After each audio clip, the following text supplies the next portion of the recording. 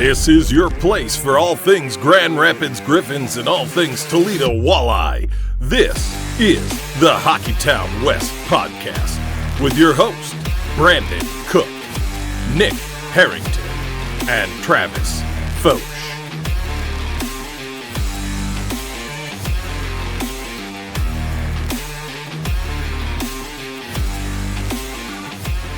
Well, boys, has everyone recovered and gotten their sleep after staying up until, 1 in the morning to watch the Tigers lose on Friday? 1 in the morning? About when that game ended. Oh, I passed out. Woke up, saw them celebrating, went back to bed. Oh, I said to my dad, I was like, if this game started at 8 o'clock in hockey terms, we're probably in about double overtime right now. I was waiting to the see if we were going to playoffs. hit a full second game of innings. Honestly. Yeah, no. I'm like, we're about to have a combined no-hitter between the two teams. That was tough, man. They should have won that game. Oh, it was brutal, man. But like I said, when Nick asked last time, was I still happy even with that result? Yeah, I'm still happy with the season. I wish the bats would work. I mean, that is the most frustrating thing. You got these guys who could hit all through the first half of the season, and then end of the season and playoff time, the bats just stop working. But the pitching, the guys that stepped up in the bullpen that night, that was impressive. I think the craziest part was Jack Flaherty having like a coming to Jesus meeting with himself on the mound. Dude, it was hilarious. Every time he was there, he's just yapping to himself. Like, you could tell he was talking himself up, hyping himself up. I'm like, oh, man. Like, what are you saying? Let's mic him up on the mound, please, for the love of God. And then I think the most impressive one was Moulton stepping in. Like, you're a rookie. You're a kid. You started one game, but you haven't been in this situation ever. And you got 3 outs to get to keep your season alive. And you started the season in Double-A, and you did it. And he did it well. I wish he actually would have pitched one more inning and the extra innings there. I think he could have done it. I think he'll be in the rotation next year. Pitching looks good as long as they pay one man. That just prepare yourself. That's not going to happen. Shut up, Travis. They're going to pay him. Which Don't. is funny to end this thing with him because, like, even if they don't, so he'll be what? Is he 30 next year? Or is 29 next year? I think so. Okay, so he's going to be 30. He'll be 31 the year that the MLB is not going to play because they're going to lock out. Like, that's almost inevitable. Like, so he'll be 32 by the time that contract starts anyways for whoever pays him. So I'm just saying, like, a They're year gonna of his keep prime extending is him. about to be wasted. So, They're just going to keep extending him 1 year. well, they lose control after next year. So I know. Oh, well, fun season overall. I'm glad it's kind of over, though, because there was too much sports happening at once these past 2 nights to where I'm like, okay, baseball's done. I can stop paying attention to it. I don't care who wins the World Series. At this point, go Seattle. You beat us. Go win the whole thing. Go win your first one because F Toronto always. And I don't want to see the Dodgers win one. And I don't like anything from Wisconsin. So there we go. That's my take. But let's jump into hockey because there was actually hockey finally played this weekend. The Grand Rapids Griffins started their season on the road this year in Texas against a former teammate, which was a lot of fun to watch kind of unfold. A former teammate who was playing in the top 6 in the Texas Stars lineup in Cross Annis. We'll talk more about that a little later. But before we jump into all that, one piece of news that affected Saturday's game was Eric Gustafsson was assigned by the Red Wings to Grand Rapids, adding another veteran to the mix, which makes this veteran madness crazier than I remember it. I remember 1 year having to deal with it with one guy. We're 2 over the limit now. Makes it interesting, but Dan Watson said in an interview with Bob Kaiser Friday, the coaches went to the vets with their couple of options of how they wanted to do it. And then the vets all said, we're going to come up with our own rotation of how we're going to do this. Obviously, the coach will step in when they need to for certain matchups, but the vets are kind of deciding who's playing tonight, who's not, and all handling it like pros.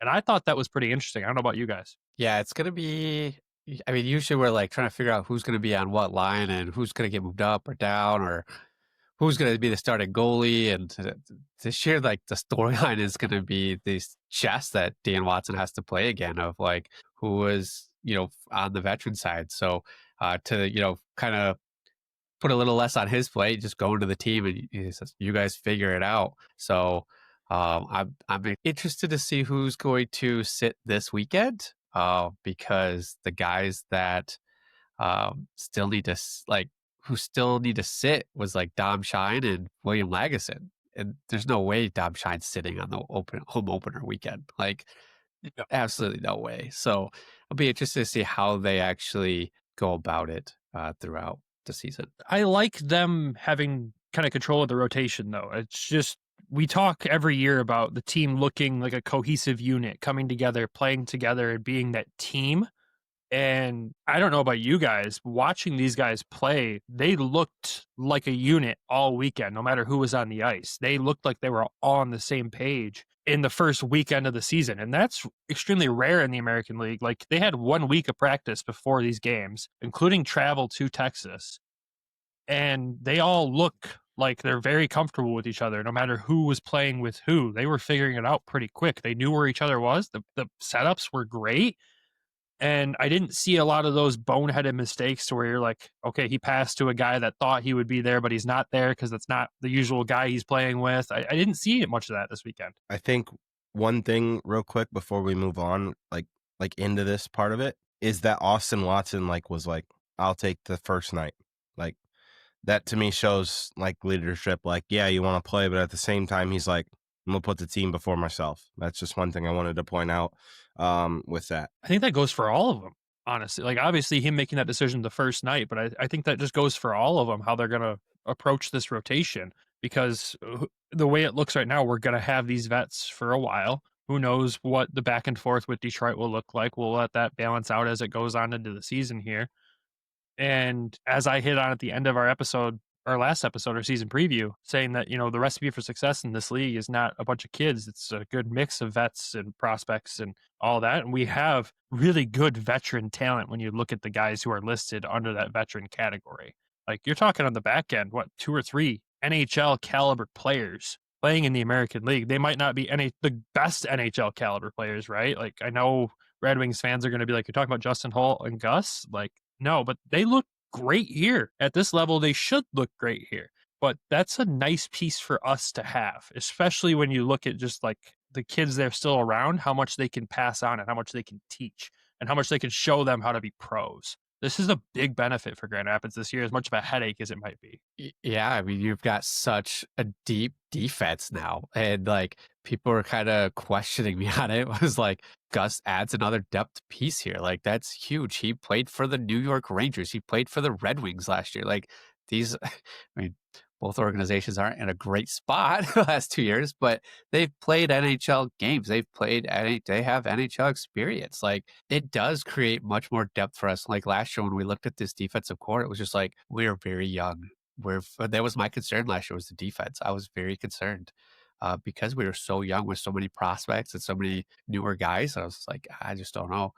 But you bring these guys in and it's a little, for them to merge so quickly to come together. I'm like, well, they were using the same systems back and forth last year. So it may have helped a little bit when Derek was there to then transition to Dan of having that kind of similarity. But now with Todd coming over, I'm not sure how much of that defensive scheme has actually changed going forward. But for them to kind of just jump in and do it, I mean, it's experience, right? It's just them going back, riding on a bike. It might have taken them a game or two, and hopefully that's the case too for some of these guys. But I mean, we have so many depth defensemen. I mean, you got Mitchell, Holl, Gustafson, and Lagesson, who's played NHL games as well. So it's good to see. And I know Dan, he mentioned on the game, I think game 1 or 2, he loves his core. He loves this defense. It'll be interesting to see how long. He's very excited about it. Yeah. It'll be interesting to see how long they all stick together. Yeah, to use his own words, if everybody does their job, this defense should be among the top defense in the American Hockey League. And that's a bold statement to make during the intermission interview of game 1 of the season. That's a bold statement, but I mean, with what we saw this weekend, I could see it. If everyone does their job, they're going to be a very, very good defense. We'll dive obviously into the games here and give our thoughts on that. But the last thing I always want to say, it goes back to Dominic Shine's video when he was announced captain in the room there and talking about, you just saw him already. It's already a good group of guys. Let's just go have fun. And that's exactly what it looked like they were doing. They were having fun. And it's a good, solid group to be around this year. I'm really excited to get in that locker room after some of these games and interview some of these guys. I think it's going to be a lot of fun this year, no matter what the results are. I just think the vibes are going to be good. I got good vibes this weekend. And maybe that just comes with starting the season 2-0 against the team that knocked you out last year. that does help the vibe situation for sure. So obviously, like I just said, they start the season 2-0. They beat Texas both nights. And we're just going to kind of dive into talking about some of the guys and the game overall. We wanted to break this down in segments, but it's kind of weird with how the lineup changed, and I think that's where we're going to start, with the lineups. You'll go into game 1 not knowing who's going to be where. Sebastian Cossa gets the start. I think we kind of all predicted that one, and we'll start with him. Your guys' thoughts on his first game of the season? I thought he played well. Mainly just the second goal maybe is the one he wants back. The first one was a great play. They left the guy wide open in front. You can't do that, especially in the slot. Most of the time, the shooters are going to win that battle. You think back to even the third goal. It looked in the side view and the replay. It looked like it hit a stick and kind of just elevated it a little bit. Maybe the one thing to work on that I noticed is his glove side. Maybe just a little bit. That'd be the one thing that kind of stuck out to me. But I will say too, after Texas tied that game and he shut it down, I thought he played really well. Late in that third period, he made a few huge saves that. This goes back to him being 6'6". He's just going to make that some guys aren't because he's so big. And there was a net mouth scramble to where like it looked like it hit almost like the edge of his pad to where if a guy's like 5 or like 6'2", he's probably not making that save just off of length. That was one that stuck out. I thought he made some big saves early in the game too. I just thought as a whole, he played really well and gave the team a chance to win. He did his job, right? Like that's the ultimately big thing. Yeah, they scored 3 goals. Okay, they won the game though. And he made the big saves when he needed to make the big saves. What more can you ask for? Yeah, I mean, I would say that second one was a bad one. The third one, he couldn't really do much on. He was screened. But, he was locked in, once they tied it and really gave the team a chance to win. I'm interested to see, like, you have this great defensive core now in front of him.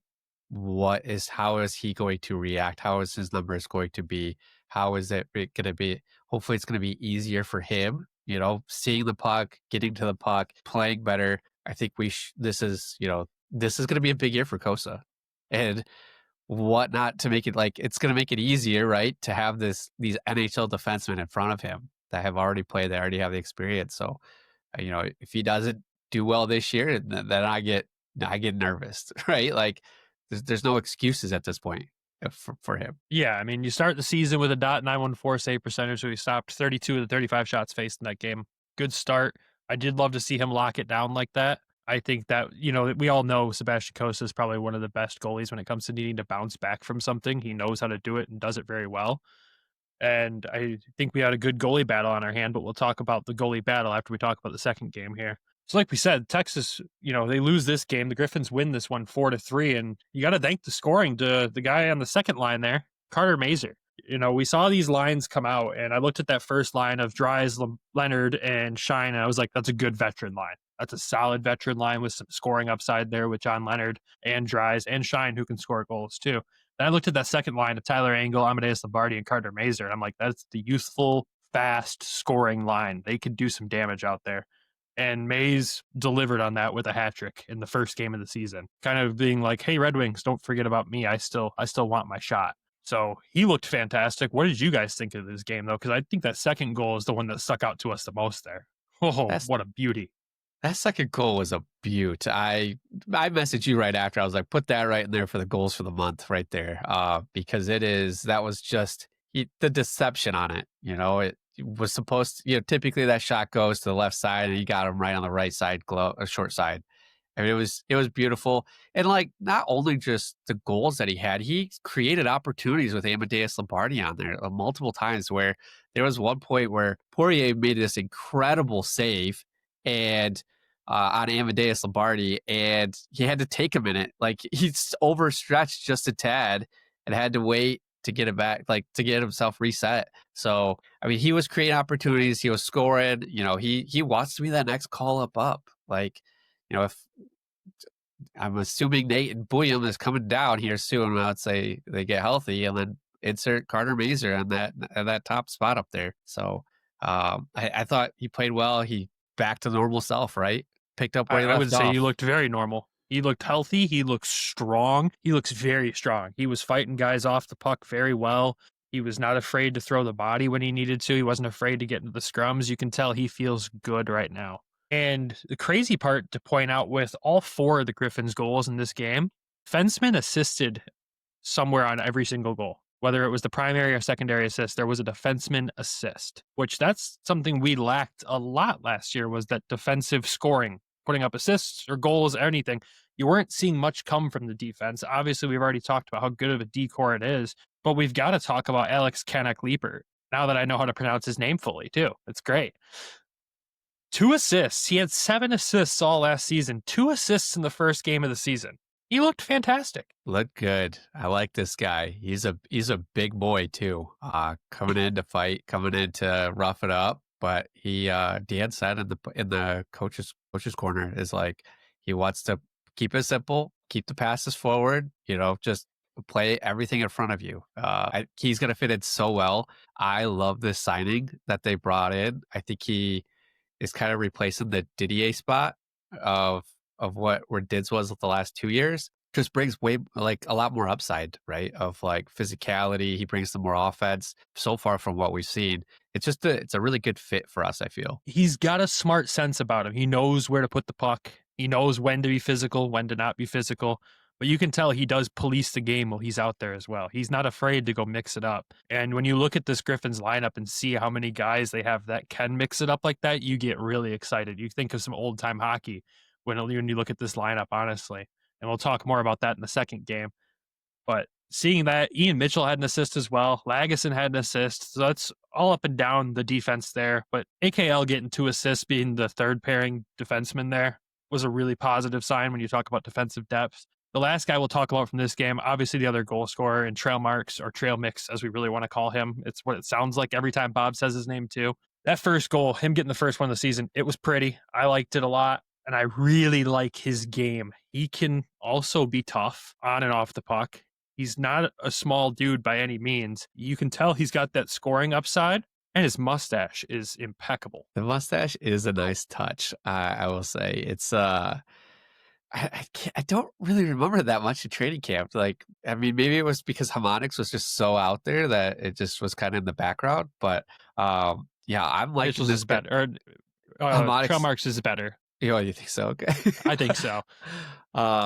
But Trail Mix, it's just big body. I like this guy at camp. This goal was important too because it came off of a face-off win. We struggled in the dot last year. So getting Becker won the face-off, got it over, and Trail Marks puts it in. It was just it was a good thing. I'm like, I did not have this on my bingo card of a new guy, not a prospect, getting the first goal of the season. You kind of think Dom Shine will probably get it, or maybe John Leonard, a newer guy too. But coming from the third line, new guy, it was good to see. One thing that stuck out to me with him on the first goal, he was on the left wall. He was lined up on that faceoff on the left side. He supported that faceoff because the puck actually kind of went behind.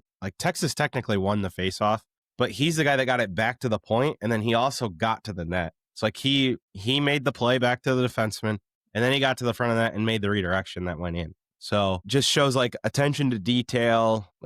Goes back to game management. You hear Todd talk about that a lot, following plays up, knowing where the play is going to go.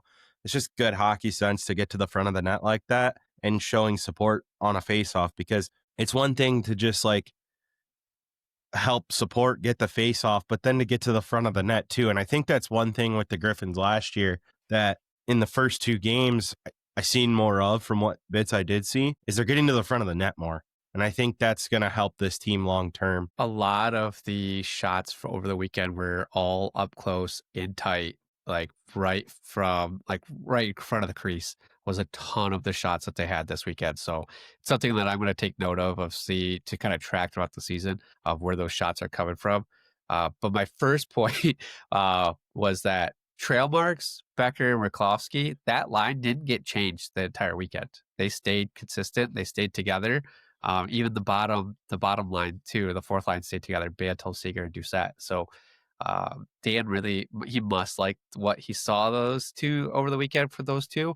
It'll be interesting once you start swapping vets in and out and things like that. But it was good to see the consistency, and hopefully the chemistry gets there between Trollmarks, Becker, and Ruklovsky, because you already saw Becker and Ruklovsky together last year for bits and pieces of the season. Yeah, and they looked, when they played together, they usually fed off each other pretty well, and both of them looked really good in both these games too. I will say that. Like, Ruklovsky looks very healthy after that season-ending injury last year. He looks healthy. He looks strong too.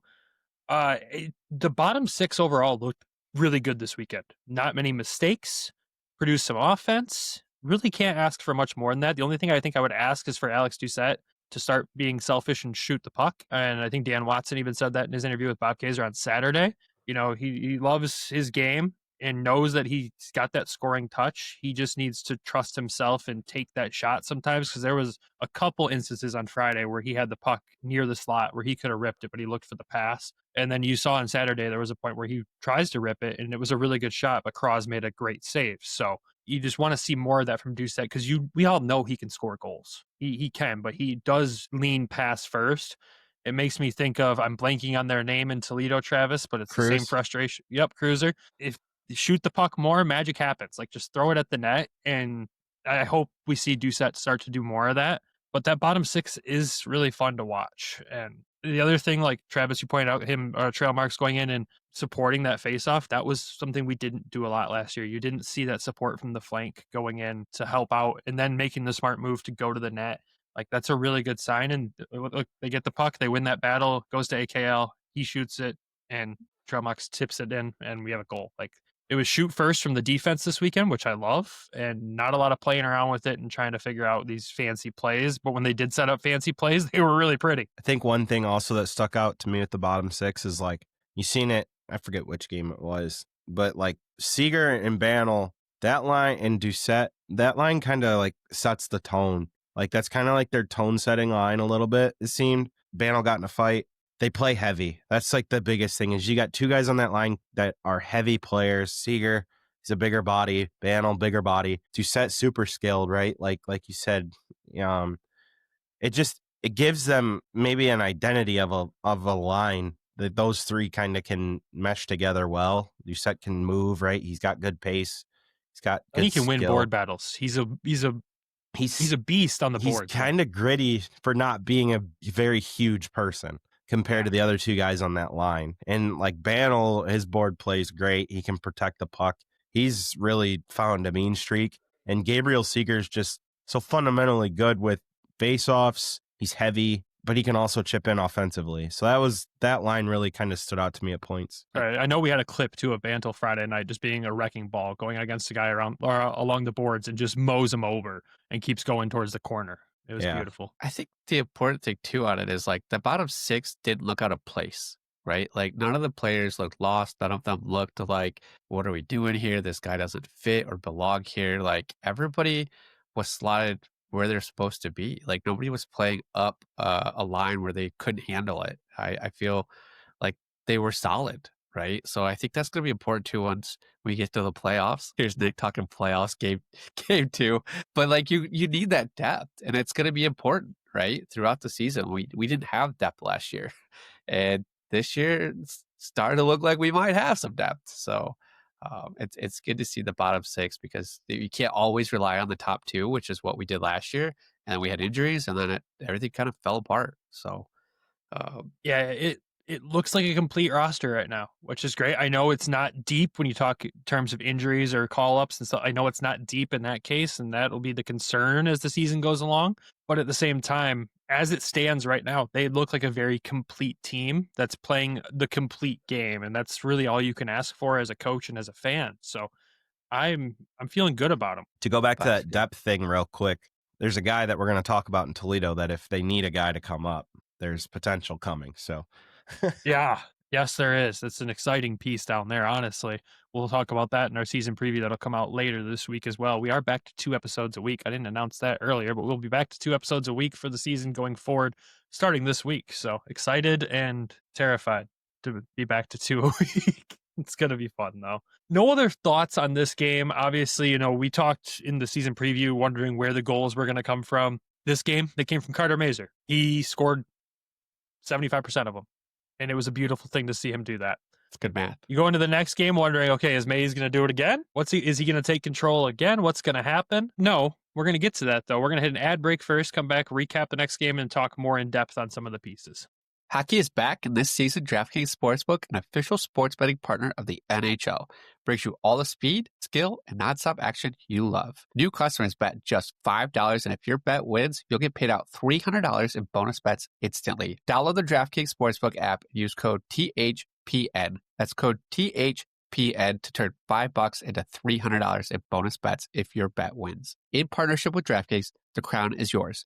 Gambling problem? Call 1-800-GAMBLER. In New York, call 877-8-HOPE-NY or text HOPE-NY 4673. In Connecticut, help is available for problem gambling.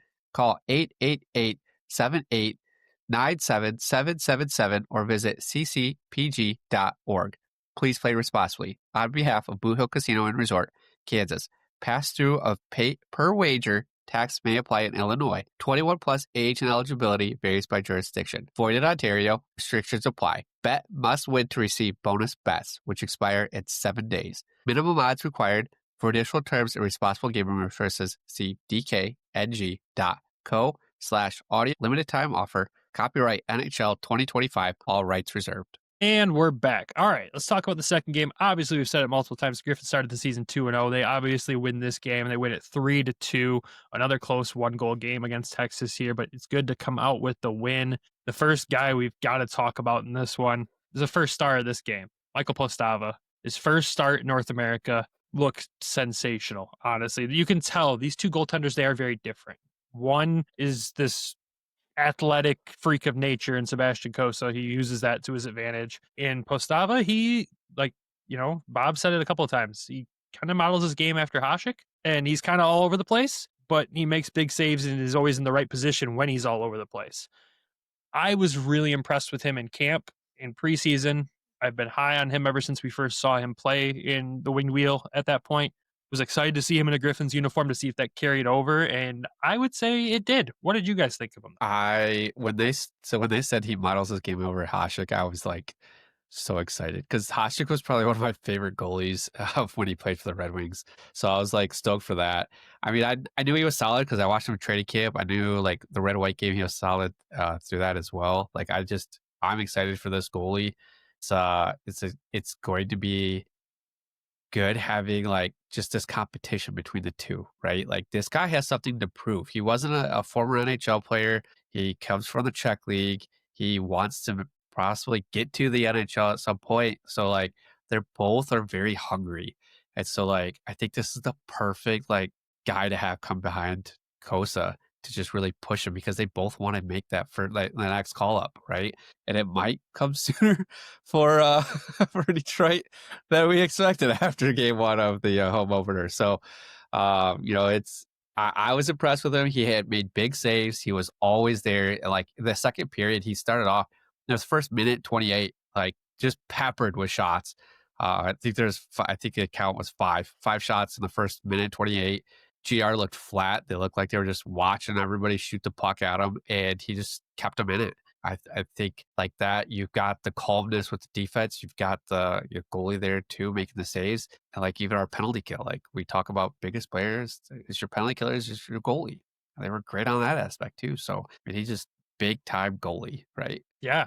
I think for me with him, the biggest skill set that stuck out was his puck tracking.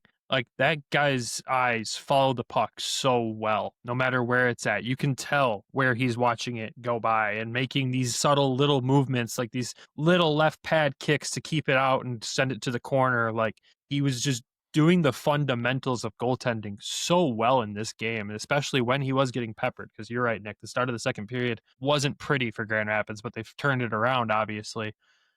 But I was just really happy with that. And I posed the question on Twitter last night when I posted one of his highlights, or not really the question, but the statement that I think, he's going to force Sebastian Cossa to be the best version of Sebastian Cossa. And that's a beautiful thing for the organization because he's going to make that kid have to work for the spot. They both want to compete for that call up. And I don't think it'll be, an unfriendly battle by any means. I think they both like competition. We know Coast does. But at the same time, it's really good to see that this is going to force Coast to play his best games every single night because we obviously have a goaltender behind him that can play good games every single night too. Well, it adds that different element, right? Like Cossa's always had that veteran backup with him to just kind of, if he needs to go to him for questions, if he needs advice, needs, learning experiences, stuff like that. He's to the point now where he knows what to expect. Now it's just get to that next level. How do you get to that next level? Competition, right? The organization has preached it for years. You're starting to really see it. The kids are starting to take over in Detroit. And down here, you could almost see a world potentially where they just go every other game, like after this weekend with how they both played. Now, the thing with Postava, this is a pretty cool story. Like, undrafted, earns an NHL contract, has a huge year last year, gets signed by the Wings, and he comes out and has a great first game. Incredible story, right? Like, just to get an NHL contract's huge for him. He's around, he's 23 years old, 6'2". He's very athletic. That's one thing I noticed too, is like he's very quick side to side. Like you said, Brandon, it is different from Cossa. Cossa's so big, it almost looks like maybe slow motion at times, but it's because he's so big. And with Postava, he's a little bit shorter, not drastically shorter. He's only about 4 inches shorter, but it just seems like he's real shifty side to side. I did like your point of pointing out tracking the puck. It seemed like when I watched of the third period yesterday, like he is pretty quick side to side and following the puck. So they have stumbled on something that is a great thing. Like, you got to find these players, right? You got to find guys, and whoever found this guy, they might have found something here. Yeah. I mean, you're not going to win a draft lottery, so you might as well start finding guys like this. And hey, we'll take it. And you remember, they signed him to his NHL deal like in the middle of the season last year. It was a random thing. We're like, is he coming over now? Like, what's going on? We knew nothing about him when the Red Wings signed him. Wasn't it during the playoffs? It's like It was either right before or during it. It was middle of the season, end of this, whatever. It wasn't in the off season. That's for sure. It was almost like we got to the off season and we're like, oh crap, don't forget about him, right? He wasn't one of the off season signings. We got to talk about him.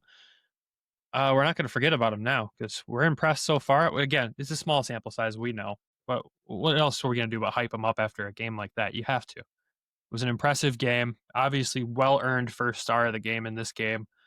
And wins his North American debut. Like, you can't ask for anything more. Now I'm just really excited to see him here at home and get to watch him again with my own eyes, and not watch with Flow Sports' awful feed from Texas this weekend. We're lucky I didn't go on a rant about that to start the show. That's whatever.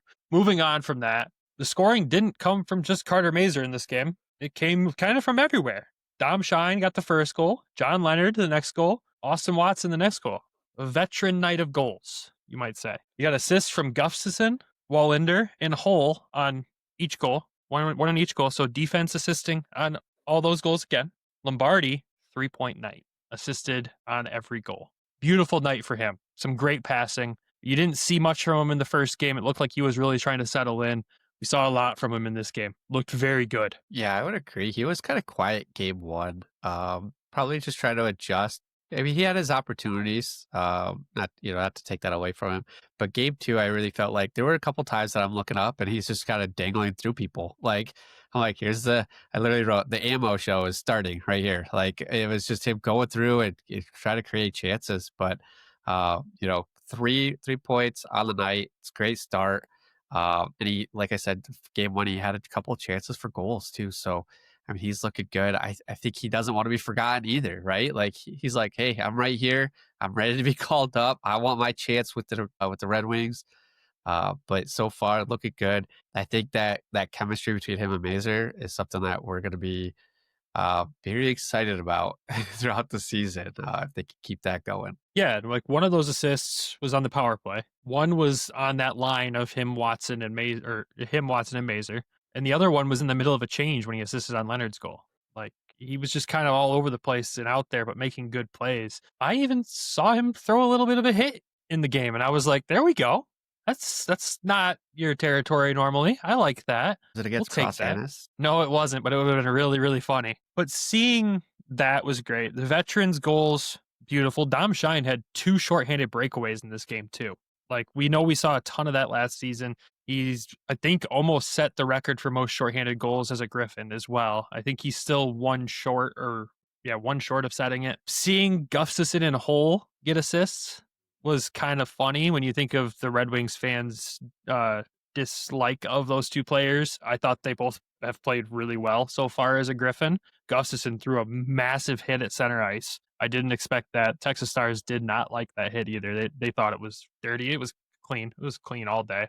But Justin Holl settled in really well in Grand Rapids. And Dan Watson said on Friday that he's a pro's pro. He's excited to be here. He's chatting up the guys. He's having fun with this opportunity. He's probably just excited to play games and not sit in the press box. Let's be real. But it's just those guys that we have in this organization that are coming down, and you worry that the guy might have a bad attitude about that. We have not seen that now for the past couple of seasons. And that's a really nice thing to see, because I know seasons prior, there might have been a few of those. So it's really nice to see, and I'm happy to have them. Wings fans might judge me, but I'm happy to have them.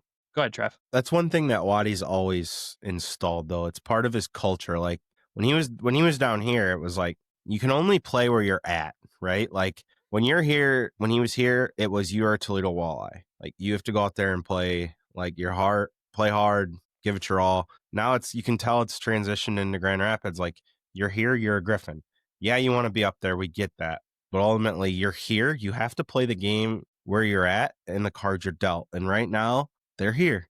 So they have to play. And if they play well and injuries happen elsewhere throughout the league, there's always an option that somebody could call and be like, hey, I need a defenseman. You got 2 NHL defensemen in Grand Rapids right now. So just saying, like, they're not only playing for the Griffins, but they're also for the organization, but like, you can improve your stock enough to maybe, you get back to the NHL maybe through a different organization if injuries happen elsewhere. Yeah, I agree. The last two, like Dan Watson was the perfect hire for this team. Honestly, like if you think about it, like the last 2 years, we have not seen players come down and just pout, right? Husso got set down. He was fine. He was he was happy to be here. He bought into the program. And then this year, like the roster, and Waddy talked on this one of the games during Coach's Corner, is he's used to this roster crazy chaos because of his time in Toledo. Like it really helped him, because every year at Toledo, you have to build a new team basically besides Brandon Hawkins. So it's always like there's just so much turnover and change. And so it's like to put somebody who's already dealt with that much chaos in the years that he was at Toledo, comes here to GR, he could kind of get in like the shortness of depth that we had last year. Now he has the players, he has the ability. Like this team, he's the perfect match for this team for the last 2 years that we've had him. Just to echo off Nick, another reason why he's so great for this job, Nick kind of hit on it. There was a point when he was down here. One year we were riddled with call-ups. Like, I mean, we had like, I think it was like 7 or 8 guys not in the lineup. And we had the Ben Simon final year. We had like dudes from the SPHL. I think there were guys from the Fed that he even was reaching down, and he was still winning games. Like that's why it just shows like the culture. He's a great coach. He knows how to manage players. That was the year I think we had both Craig's brothers in Grand Rapids for a couple of games. And 10 goalies. It was and nuts. and 10 goalies. We were starting to look like the Cleveland Browns quarterback jersey. But you've got... I want to echo this, though, is like there is, at Travis's point, like these guys are playing for themselves. They're playing for the team. They're playing for the organization, but also for another spot in another organization. I cannot see a point, right, where we're going to end the season with all of these guys. I just don't. I was going to mention on the last episode, I do like my hot take for the season is that there's going to be maybe like a Justin Holl and a prospect, a draft pick that we had traded away for somebody else. Like I think there's going to be a package trade at some point through the season, because I just can't foresee this like lasting all season. Like, Torrey Della was the odd man out last year, wasn't playing, got traded in like January. It was a weird, like what the heck, and he was still on the ice when it happened. He was. So it was weird. It was just like I foresee something like that happening in the next couple of weeks. Like get the season started, get everybody kind of calm down, kind of figure out where they're at against like real competition. But I foresee a trade. Some we're not going to be having these guys all season. There's just no way. And if we do have them all season, that great. Stability. What? We don't know what that's like in the AHL. It's nice to have, and it is an exciting roster to look at right now. And especially like you had a successful business trip like this to Texas, right? And you still don't have Nate Danielson or Shai Buium. Like you're going to get them back too. That's not small pieces. That's big pieces. So it's going to be a fun beginning of the season here, and hopefully the Griffins can come out of the gate like they did last year, and hopefully they can maintain that pace out of the gate as well as the season goes on. But we don't want to get too far ahead of ourselves. It's just it's an exciting start to go into Texas and sweep the team over the weekend that ended your season last weekend against a former teammate who, yes, did score a goal on Saturday. Of course he did. Of course, Cross-Hannes was the one to make this a 1-goal game. It was a gritty goal around the net, kind of what you would expect from him, kind of a lucky bounce. He hit the post twice over the weekend, which if you've listened to the show long enough, you know that he hits the post a lot in Grand Rapids. So I was waiting to see if he did it a lot there. But of course he did, and it was weird to see him in another uniform, but happy that he found a landing place, especially in his home state. Like, that's really cool for him. So happy for him. Mad that he made it a 1-goal game. I think he was one of their better players He over really the course of the was. weekend. And they said that he was still on a PTO. Like, he's not signed to an actual contract yet. Like, I'm not going to lie. Like, I was like, man, we could have used that. Like, for you talk about depth, and he didn't get a contract. It's great that he went back to his hometown, basically, like his home state, home area, and that kind of gives him a fresh start, right? Like, we got to talk about Cross. I mean, he was here for a few years, and he was on the show. Like, I thought he was their best, one of their better players all weekend. He really was. Seemed like he was all over the place. He almost scored twice. In the one game, he had it right in front of the net and just couldn't bury it. And I was just like, oh, man, like, if he would have scored in both games, revenge tour, Yeah, then we got to be worried every time we play him, right? But I think you already have to be. Yeah, I will say, too, like we said, going into the season, like this Texas lineup was fully loaded. I did notice that Justin Riskovian was not in the lineup this weekend. I don't know if that was a call-up. I don't know if that was an injury. I didn't look too detailed into it, but that is a piece that terrorized Grand Rapids that was not in the lineup. But they still had plenty of pieces in the lineup that have terrorized us before that didn't do much damage this weekend. I know Artuhuru got a goal. Kyle Capobianco got an assist, but he didn't get a goal this weekend. I'll take that all day. And their goaltending was good. I mean, Remy Poirier played very well on Friday, and Ben Cross played very well on Saturday. Like, they're still a good team. I know they got to hate starting 0-2. They're still going to be a team to watch out for in this division. They're still a stacked team. Like, there's a ton of talent on that team. There's a ton of talent within the Stars organization overall. So it's going to be something to watch out for. I feel like we did a good last when we played them in the playoffs, and even at the end of the season, like, they were just whipping us back and forth up and down the ice. Like, literally just a lot of odd man rushes, and it was just like crazy. I'm just like, what are we doing? Their speed they were so fast. And I think this over the weekend, like, we really were able to slow them down and like keep them in front of us. I thought like GR, the plan that they had that came in, they played it very well, and it was a very different Texas style of hockey that we saw this weekend. Yeah, you actually hit the point I was going to go to before we talk about special teams here, is like one of the things the Griffins struggled with last year was neutral zone play. They turned it over in the neutral zone constantly. I did not see much of that in these two games. Defensively, they were getting back, preventing those odd man rushes. And heck, we had 2 shorthanded odd man rush opportunities for us. Like, not that that's uncommon for Dominic Shine to have those opportunities, but it was good to see multiple of those over the weekend right off the bat. But that neutral zone play sticks out to me so much. Just crisp passing through there, not making dumb mistakes. Having guys that can keep the puck in at the blue line when you're on the power play was beautiful as well. You had Ian Mitchell running the first power play unit on Friday night. You had Gustafson running it as well on the second night. Both of those guys got assists on the power play goals that were scored this weekend. That's beautiful to see right there. And again, it just comes to that they played complete hockey. And I'm really happy about that. It makes me feel a lot better going into this season than it did when you look at the roster on paper and go, holy crap, what is this going to be?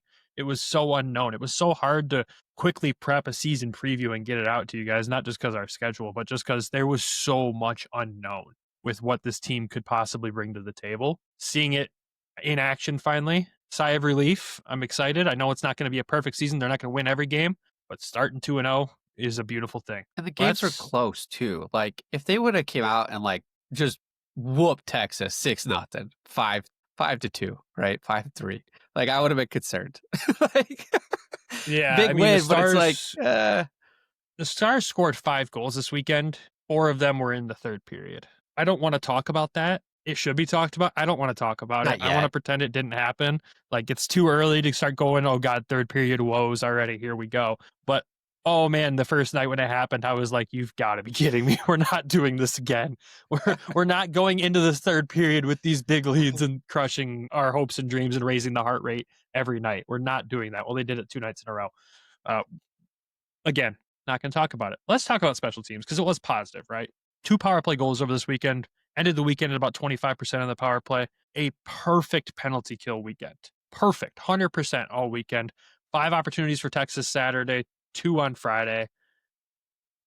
I really liked what I saw from the power play. I'll say it. Compared to last year where we complained every single night about it, there was good puck movement. The guys piggybacking the power play were solid, making great decisions. And when you look at the offensive upside of some of these defensemen, these veteran defensemen, especially Ian Mitchell as well, there's some offensive upside on the power play that could really translate, and obviously it did. And I literally remember looking at the TV going, why is Gus running a power play unit? Just thinking Detroit, right? In my head. Like, I haven't seen him play outside of Detroit. And I go, why is he doing that? And as soon as I said that, he assisted on that power play goal. I was like, all right, well, it's good. We're good. We're good here. But I was impressed. What about you guys? I feel like the power play and the penalty kill, both units were in the offensive zone more than the other, like the Texas. Like, their penalty kill was, in the defensive zone, and their power play was more in the defensive zone as well. So, I mean, that's huge. I saw a lot of like what we saw last year in the beginning of the season of like those breakaways from Dries and from Shiner, like leading to chances. Like, they were hustling, they were tracking the puck, they were hunting the puck, as Todd would say. They were hunting, they were going after it, they were getting it back in possession. Like, they just played overall like very well on the special teams, and the numbers track that, right? It's something like last year they finished at 70% power play. We're at 25, so we're good right now. Like, it's an improvement, right? We want to keep it moving forward, and if we could keep it 25, that was the best power play on of the team last year. The best team in the league last year had a 25% power play. So we keep it there. We're good. Obviously, we're not going to go. We're going to let in a power play goal at some point, but to see it at 100 is a good way. It's good to see moving forward. Good start. Yeah, to kill off 7 penalties, including a 4-minute one too in that mix. Yeah. Like, that was really nice. That was the first penalty kill we saw, was that 4-minute one as well. So to do that, A+, great job. Let's not forget that Eric Gustafson had 60 points in the NHL one year, running a power play for Chicago. I know. I forget that because I didn't pay attention to him when he wasn't with Detroit. Sorry, Eric. I'm sorry. No, I think he's going to unlock some things with the power play that you maybe didn't have previously. Just with his ability to create offense, he's ran it at the NHL level. He knows what he's doing. I could see him being their main power play 1 quarterback now that he's here. He wasn't here, obviously, Friday night. He was there Saturday and got an assist on, Shine's goal, I believe. And that was, again, redirect in front. Like, he's seen guys in front stick on the ice, like, just go for the redirection. So heads up play. I think the power play with a guy like that that's done it at the NHL levels going to be very important for Grand Rapids to have, and could even teach some of these younger guys some things. Like, you've seen Wallander run the power play last year. He could pick up some things from him. Some other guys that, just need some more experience. So I think that's a huge piece. Penalty kill wise, they did a great job. Obviously 100% last weekend. Great start though for the special teams to be at like a combined 125%. So you can't ask for much more than what they provided. Yeah, it's nice in the first episode of the year to not have to be complaining about special teams, honestly. It feels really nice. Steph Julian doesn't have to hear it from us if he ever listens to the show. So good job this weekend, Steph, and Lash, obviously, on the PK there. Great job on the PK. To wrap this up, our 3 stars of the weekend. Who was the 3rd star for you guys this weekend? I'm going to go with the goalies. Go with the goalies? Yeah. Plural. I would say that. They both shared. I would agree with that. Maybe leaning more to Postava, but yeah. Just, I'm not a jab at Cossa. I just was really impressed. Fuel to his fire? Is that what you're doing? Yeah, I'll give him bulletin board material. Why not? At least there's a goalie in the organization that I don't have to stare up at in postgame at this point. It's great.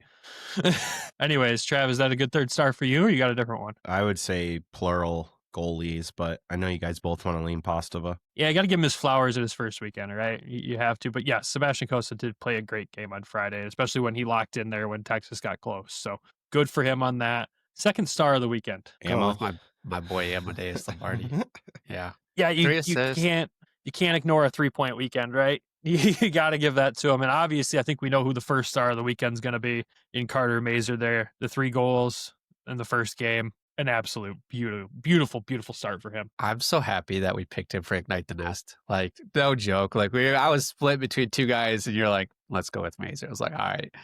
And he gets the 3. And I called the game when I said he was going to get the hat trick. We were 2 goals up. You're and like, I'm like, he's going to get. I tried. I literally tried. And they will not let you bet on players in the NHL on DraftKings. So our sponsor, DraftKings, needs to adjust that so we can make some money this year. But yeah, I remember calling. I was like, I just feel the vibes are there.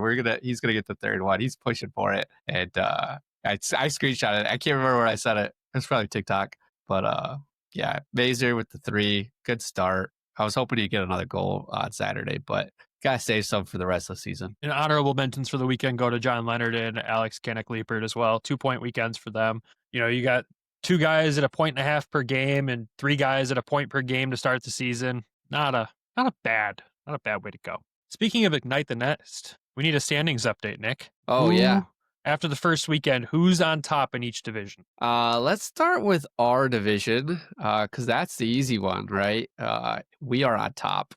So we've got 6 points, going with Carter Mazur for 3 goals. And then right behind us, this was, I forgot because I built this like 3 months ago that I've been working on this. I forgot the points. And so I had to revert back, and the goalies actually get points for a win. So I missed that last night. And so when I was doing the stat accounting, Hockey Style with Devin and Megan, they picked Sebastian Cossa for the weekend, but in reality, they have to go with both goalies because of the splits. So they got 2 goals against and 2 wins. So they are right behind us with 4 points. So sneaky pick, good pick for them.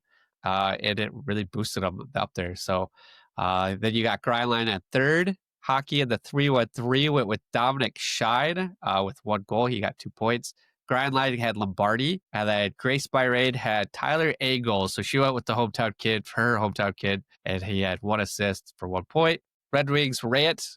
This was I scratched my head at this pick. They went with Andre Becker, based off of his NHL franchise that he's playing, I guess. And so you got 1 point for the 1 assist on Trellmark's goal. So odd pick there. Those guys are crazy, so go check them out if you haven't. And then in the Western Conference, you have Flying Wheel went with Mazur as well, 6 points. Swedish Winger, so Lars went with John Leonard. Sneaky pick, a little different.